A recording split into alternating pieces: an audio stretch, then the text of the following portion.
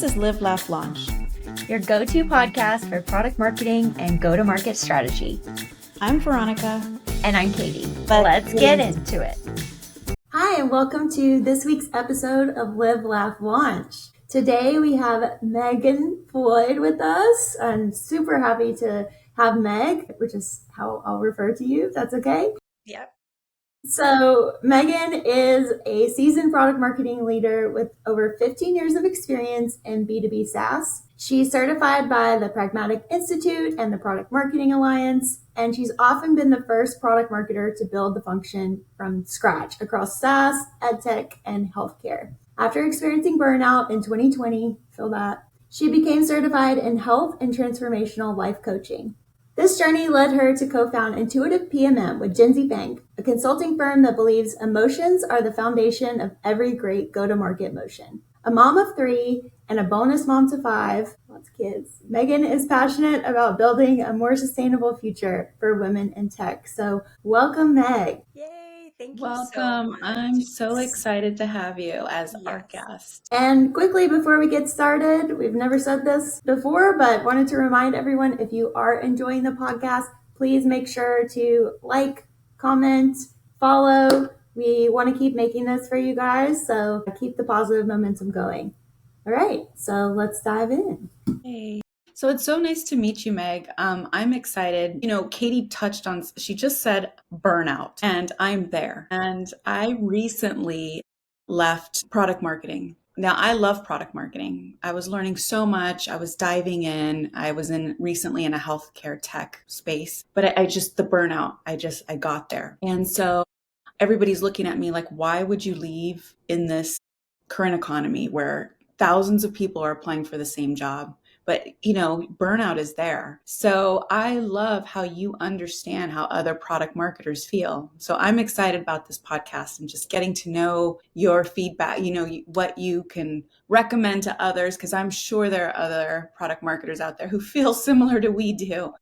Because product marketing isn't just like your normal 8 to 5 job that you come in, you log in, you do what you need to do and go home. Every day is a new day. Every product launch is a new product launch.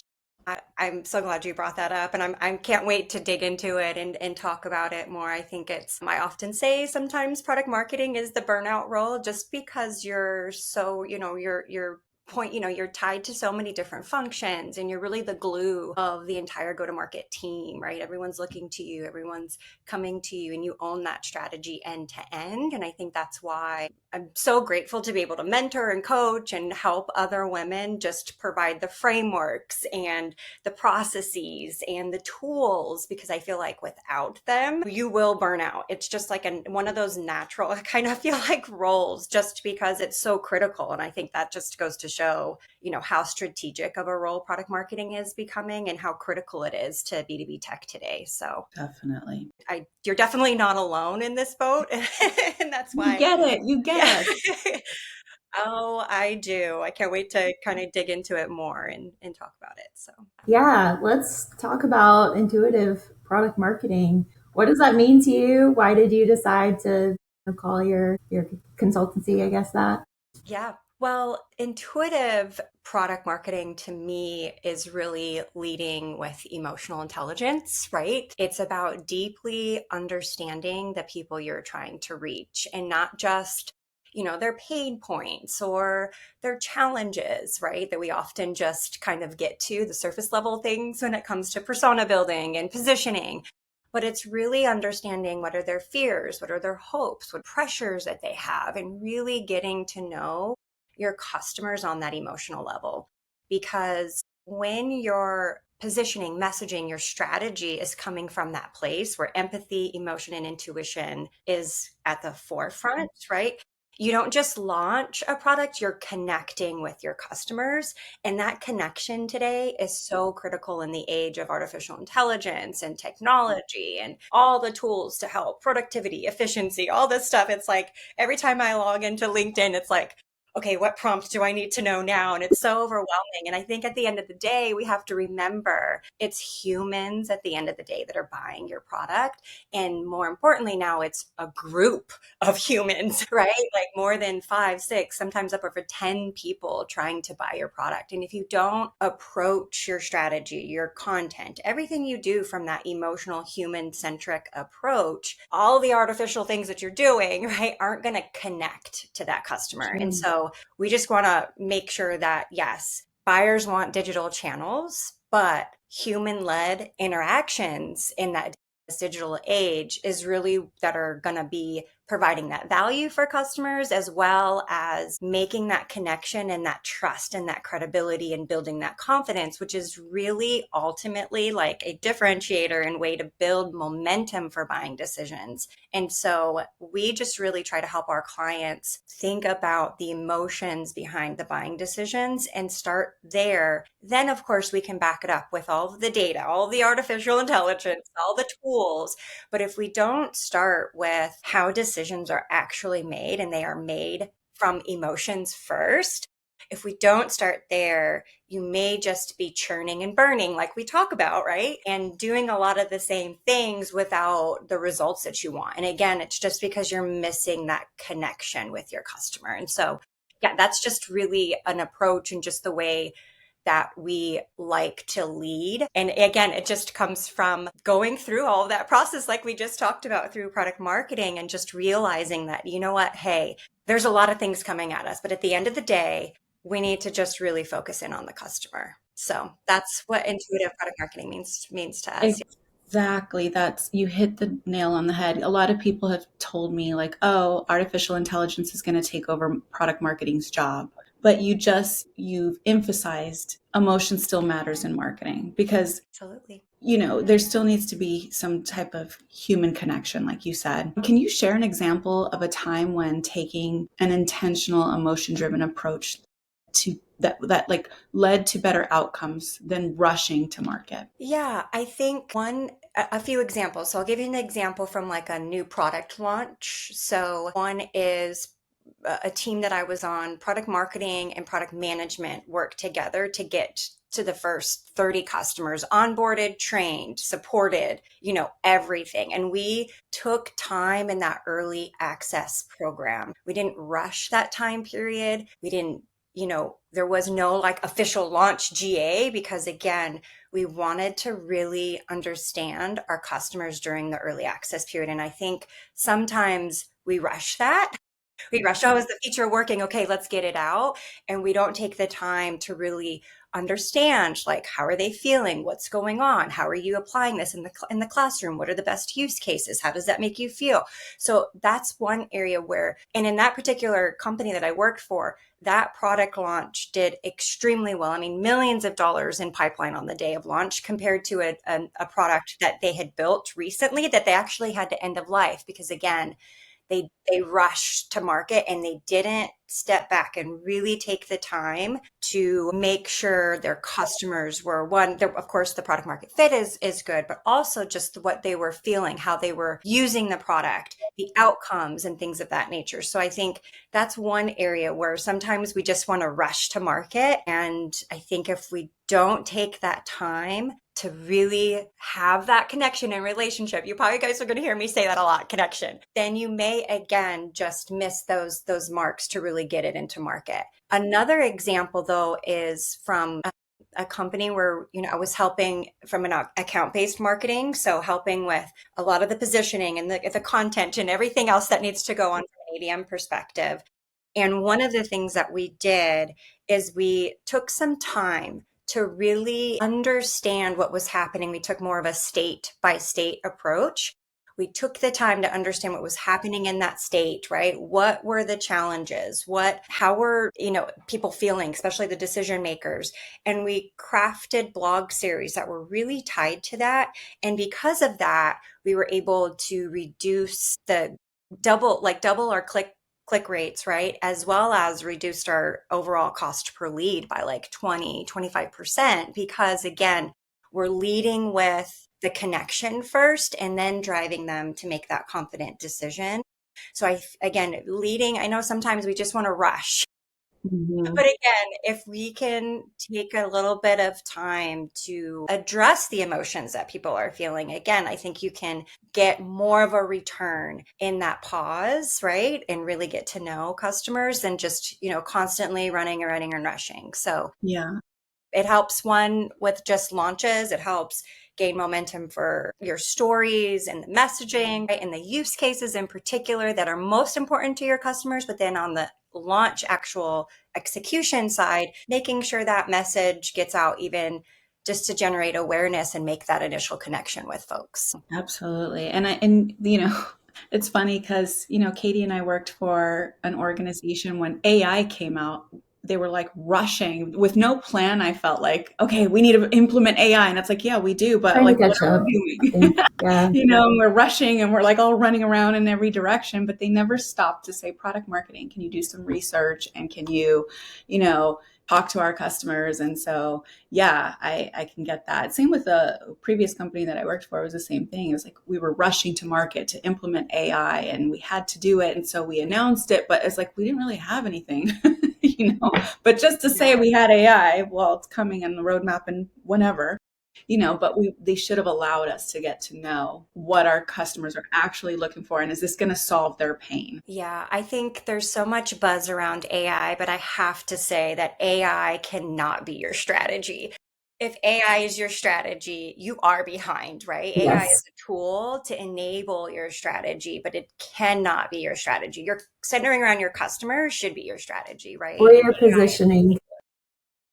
Yeah, I mean, a lot of companies were guilty for a while and still are guilty of, well, we have an AI product and that's like their differentiator. And I'm actually helping a couple of companies with that right now, just going back to like that actual customer problem and challenge and how you solve that. And yes, AI can enable your solution to help solve that thing, but it, yes, exactly. I wanted to maybe connect these two ideas, Meg. So you've always been great at understanding the customer, even many years ago when we worked together. But I wonder, if this slightly newer focus on intuition and emotion is sort of informed by or a response to your own experience with burnout. it is.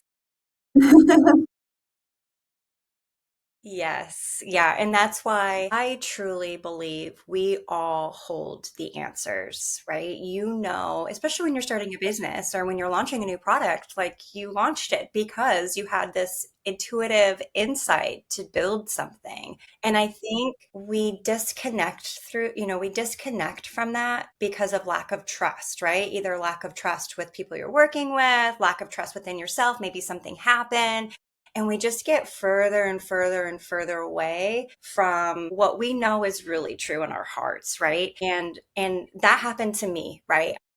Was I think in 2020 all of us probably felt like this, right? Where it was just like I could usually manage the professional life over here and the personal life over here. And I did a really good job at separating the two. But I think when COVID hit for so many of us, these worlds started to merge and those personal things that you could, just leave at the door, right? I mean, corporate Yeah. was all about, leave your emotions at the door. You're here for business, you're here to do work. And I think during that time, it was just like for me, that high functioning anxiety that I had, just it couldn't function anymore. Yeah. And I think a lot of, especially women, especially moms, I think we get to that point where it's just like, I love what I'm doing, but I can't do it in this way anymore. And so that's where it was just such a difficult time for me because I love product marketing, right? Like I love the research and the storytelling and the strategy. Like that is my jam, right? But I couldn't do it at the pace and in the environments, in this high stress environment. I just didn't know how to manage it all. And I think that is, I had to make that decision. Like, Yeah. there's something wrong here. Either I can continue on and what's going to come from that is just disease, disorders, right? Illnesses. That's the only thing that's going to come from you not addressing like what you're really feeling and what You you're can't really give it your experiencing all inside of your anymore. body. Yeah. How do you help other women recognize burnout before it's too late, like me? So, what advice do you give them when they're ready to reimagine their careers? Because I'm in my late 40s. I hate saying that. I cringe. I'm going to be 48 this month. And I'm like, am I going through a midlife crisis? Like, what am I going through? I miss working in product marketing. I miss that. Yeah. But I did reach that breaking point, that burnout. What advice do you give women when we're ready to reimagine our careers? Yeah, I honestly, when you start to feel like, hey, something isn't working for me, don't ever feel like there's something wrong. To me, it's an invitation for curiosity and compassion. You need to get curious about what it is that you're feeling. And you need to, one, start with compassion. Like that is, and it's even true for marketing, right? We need to get curious about your customers and compassionate, and you need to do the same for yourself. And oftentimes we're just running, running, running. We have all these deadlines, you got all these things, and you're not thinking about how am I feeling on the inside, right? And so,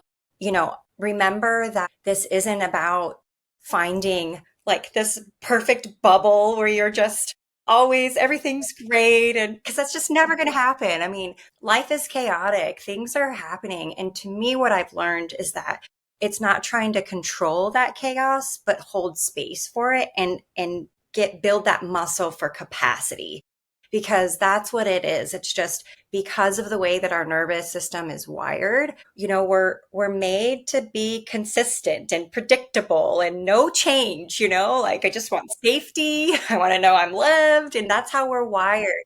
And when that starts to get threatened, that's when the alarm starts to come on internally. And that's when the burnout starts, right? Is when this alarm is like blinking, and then it starts blinking bigger and bigger. And then it's like this huge alarm, and you're like, oh my gosh, I actually have, I have to do something. And the something sometimes isn't necessarily doing anything. Sometimes it's just resting or just asking some questions, right? Mhm. Where you can just start to get curious and open up that prefrontal cortex. Because what happens, what I learned, right, is when you start to get in that fight or flight, you're running off fumes because That's you're true. running from your amygdala. You're running from the most primitive part of your brain. You're not really up thinking here, and your critical thinking and problem solving and collaboration and community, all those things that you really need gets shut down if you're in that state of like burnout, right? So the goal sometimes is just to get curious about how is it that I'm really feeling? Why am I feeling this way? What is it? What's going to work for me? And then just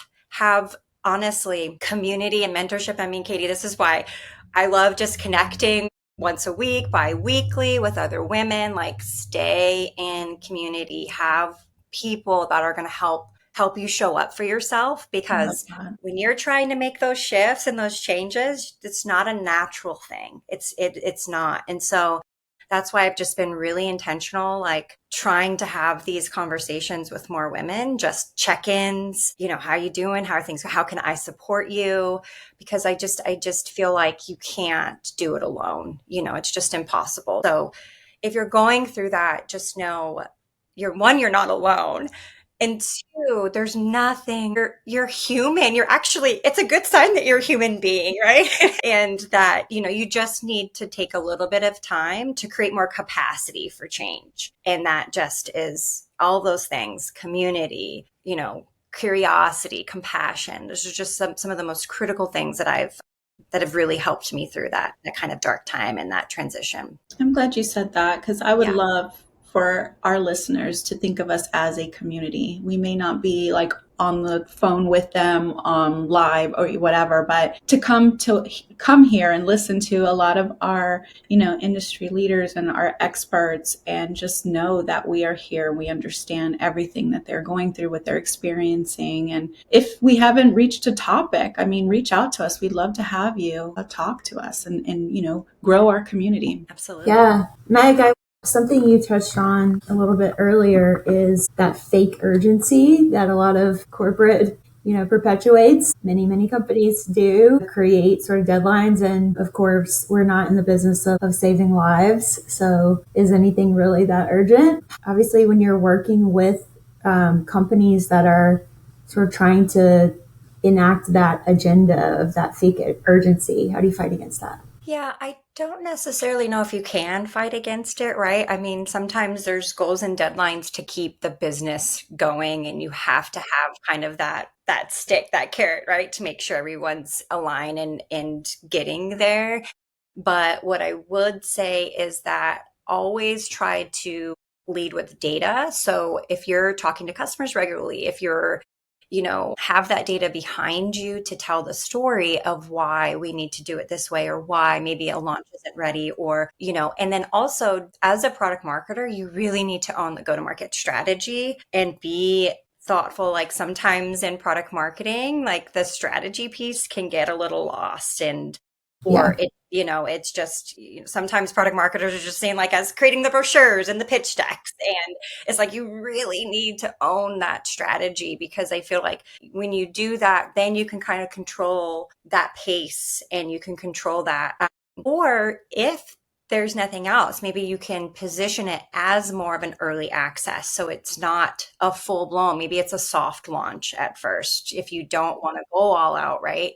Let's soft launch this, test it with a few of our audience and things like that. And then we can do a bigger launch. So I think there's just a couple ways that you could go about doing it. But I think if you really know your customers, you really own that strategy piece, then you really are kind of owning that whole execution part of it as a product marketer leader within your org. So definitely take that and consider all of that into your strategy and launch plans for sure. Yeah. So you're leading with that more intuitive approach when you are building that launch strategy, and relying more on customers than like internal deadlines or internal, we need to build XYZ for every launch, I guess. Yeah. And sometimes too, I think it also, like, just for example, there's one partner that I'm working with, right, where it's like they've got their product launch going, but we're really taking our time with a specific campaign because we're trying to reach that C-suite audience. And so we're shifting to target and go upstream within the org, which is sometimes difficult. So that one, we're really taking our time to make sure that the offer is right, that the message is right, that is all right, so that we can shift and pivot to reach a different persona, right? Shift there. So, but that, all the other launch activities are still happening, but sometimes you can carve out, those critical pieces to your strategy. And those are the ones that are, you're really taking your time and making sure that it's right. And there's really no launch. It's like when it's ready, it's ready. So that could be another option that you consider is, everything else has to keep going, but for that, like maybe carving out a particular piece of your strategy that does need a little bit more time, because again, it's more time to reach that decision maker, more time that you need to get to them. And I would argue that that intuitive piece doesn't end after a launch, an official launch, like Right. because that positioning messaging you've created, sales can still test that with your prospects and customers and still get that like post-launch feedback as well. Yeah, no, Katie was Exactly. really good at post-launch. At least we tried to be, right? We always, because that's important. Post-launch is very important. Like all the work we put into it, what results are we getting, right? And we were always trying to get those results. Wouldn't say we were always 100 on that, but I think post-launch is also very important. It takes a lot of cooperation with the product team and other cross-functional teams who want to participate in post-launch activities too. There's a tendency for everyone to be done, and not necessarily come back, but it's very important. Yeah, it is very important. It's like, okay, now let's focus on post-launch, but half the time we don't have that time. It's like, okay, next launch, next launch. It's like, we're just constantly going, but post-launch is very important. Agreed. Yeah. Yeah. And I think a lot of the strategies that are shifting is around retention today, just because people aren't staying on just because, they're not going to keep choosing you just because they like you anymore, right? They Yeah. need to have that confident decision. Like they need that confidence that they've made that right decision. And so even afterwards, right, instilling that confidence that they have, making sure they're adopting the tools right, making sure they're using it right, getting that feedback, working really closely with your customer marketing team and helping drive the strategy there. I mean, product marketing doesn't end there. I mean, it to me, that's why it's such a big role, is you really own the end-to-end buying journey from initial contact to the champion, right? So it's just, how do you kind of look at all of those pieces? And again, I think if you're always leading with that connection with your customers, right, then it just makes it easier to build that trust and credibility and that relationship with you. Because if you don't own the relationship, you're at risk of a competitor coming in and building that and taking that customer away from you. So I think it's just so important to, you know, look at all, from beginning to end now in product marketing. And there's just a big shift in not just new demand gen and getting new business in, but how do we keep and retain the people that we have and grow, have them grow with us, have them spend more money with us, have them buy some of the services now. It's just, how can you really maximize, right? And make sure that every customer is seeing that return and getting the maximum benefits from your product. And, oftentimes a lot of decisions are no decision. So I think something else that product marketers have to consider is no change at all, right? And so I think change management and thinking about the change that has to happen internally should also be part of your strategy now, because you could have the best product in the world, but if you're not helping the organization change their process, change their culture, change the way that they do things with your product, they're going to hate it. And it's not that maybe it's a bad product. It's just, change is a hard thing for us naturally, whether it's personally or in business. And so I think you really have to consider not just the human element, but also the change element that may have to come with your product too. So consider that, because oftentimes, I've been helping organizations build more, like we enable the sales team, but are you also enabling your customer? Are you creating more champion based materials? Are you enabling that product to go viral within the organization and everybody wants to use it and everybody loves it? Like, how can you make it more sticky and more part of that organization's culture and day to day? I think that's just as important as making, driving that initial pipeline too. So there's a lot more layers, I think, to product marketing. And again, that's why it makes it such a critical role within an org. So yeah. I want to shift the topic a little bit. You used the word change, and you change is, kind of what a lot of us are going through right now. So you've worked across a ton of industries. How do Yeah. you quickly build credibility and deliver results in a new space? Like, Good for you. let's say I want to change and get into a new space. And how do you build that credibility? Do some initial digging to understand. But oftentimes, and this is where I just feel like my benefit comes into organizations, is that I bring the product marketing know-how. They usually bring the product and the industry know-how, and together we can create something that's sustainable and scalable. And so really it's easy for me to quickly come in and, know what questions to ask too as well. Like, interview the people internally, try to get with some customers. I think the more that you can talk to people, learn what's happening at that particular business, and then do some research, on the side, you can quickly get up to speed on, where are the gaps, what's missing, and then take your product marketing know-how, your frameworks, the way that you go about things, your approaches, right? And apply them to that space. But I feel like it, the best teams are ones that, have that industry product knowledge, but then that product marketing know-how. And together, I've worked across several different industries. I think the only one that's definitely really different is the K-12, is the education ed tech space. But other than that, I think that, of course, there's always nuances and different languages, different terms, but decisions are pretty much made in the same way when it comes to business. I want to just switch to the personal side of things a little bit more as we wrap up here. How do you, as an individual, stay grounded through all of this, all of these different changes that you've experienced, and the burnout, and then kind of getting back on your feet, and obviously COVID and your family and the work? Like, how do you stay grounded through it all? Yeah, it's such a good question. One, my faith is first and foremost. So that just grounds me, my faith in my family. I have a very supportive family that is okay that I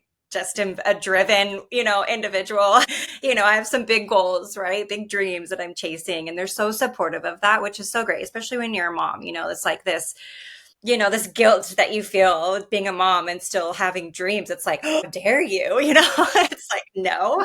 So my faith and my family are most important, but honestly, invest in yourself. I mean, that has been the biggest thing. When I hit that moment, I was like, okay, what do I do? And I can go to a counselor, but that's when I invested in health coaching. I invested in life coaching, and I invested in transformational life coaching, because I was like, I need to change everything about me. A coach isn't going to work for me. Like, I need to become my own coach, So that's why I just made those investments. Not that I wanted to become a life coach, but I just was like, why is changing my habit so hard? Like, I can't get a hold of my anxiety? Like, why? I don't want to be taking pills my whole life, Yeah. why is this so difficult? And I think the health coaching, the life coaching, I invested in myself heavily. And I think that helps ground you. And again, going back to the truth of who you are, sometimes we just get lost in all of that chaos, right? And we want to be